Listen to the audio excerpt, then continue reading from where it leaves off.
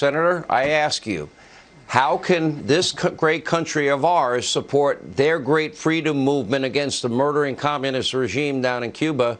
Arming the resistance and the freedom fighters would not be off the table for me. Well, all I can say is America's with the people in Cuba. The Squad is not America. Bernie Sanders is a democratic socialist. I like him personally, but Castro has their tongue. They actually admire the Castro model in Cuba. The problem is that the Squad can't speak up against communism and socialism because that's sort of where they want to take our country. This is yet another reason why we'll do well in 2022. Joe Biden is AWOL. Freedom needs you now, President Biden. The people of Cuba need you to speak up. You should go on television very soon and say, we stand with your right to demand freedom in Cuba, in our backyard. We're with you. We stand against the regime that's putting people in jail and snatching them off the streets. This is a moment for Joe Biden to stand up for freedom in the face of oppression and communism. What can America do? What can we do to help this freedom movement, Senator? You don't win revolutions with slingshots. This regime has murdered God knows how many untold numbers of people, right, and put the entire population of Cuba in poverty for decades.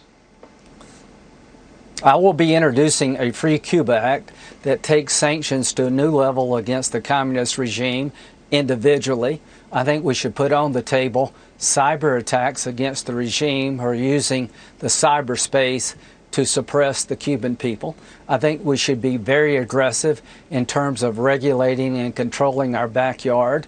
I would send a signal to the Cuban government that we're not going to sit on the sidelines as you destroy people in our backyard, and we need to give voice to freedom. America is the symbol of freedom to almost everybody in the world. To President Biden, where are you when the people of Cuba need you the most? You mean like where is he in Afghanistan except leaving weapons? He's giving waivers to Putin as they commit cyber attack after cyber attack. We have the Chinese government threatening our military and reunification with Taiwan, and Joe says nothing. Then you have the Iranians enriching nuclear material once again to make nuclear weapons, and the Iranians getting weapons from the Chinese and Russia, and Joe does nothing, Senator. Right. Well, so I can say the Biden administration has been a poor defender of freedom and a weak opponent of oppression. Various places in the world, the bad guys are getting stronger. Nobody trusts us anymore. We're surrendering to radical Islam in Afghanistan. Our border's completely out of control. The Iranians are back in the game. Nobody trusts us anymore to be a valuable ally. Biden could do something about Cuba if he chose to, but he's like a deer in the headlights. Let me ask you this: to standing up to oppression. Reagan supported the freedom fighters in Nicaragua. Can America support the freedom fighters of Cuba? Not only did Reagan support the freedom fighters in Nicaragua, he actually invaded Grenada when Cuba tried to expand their communist influence in our backyard. We should declare communism dead in our hemisphere.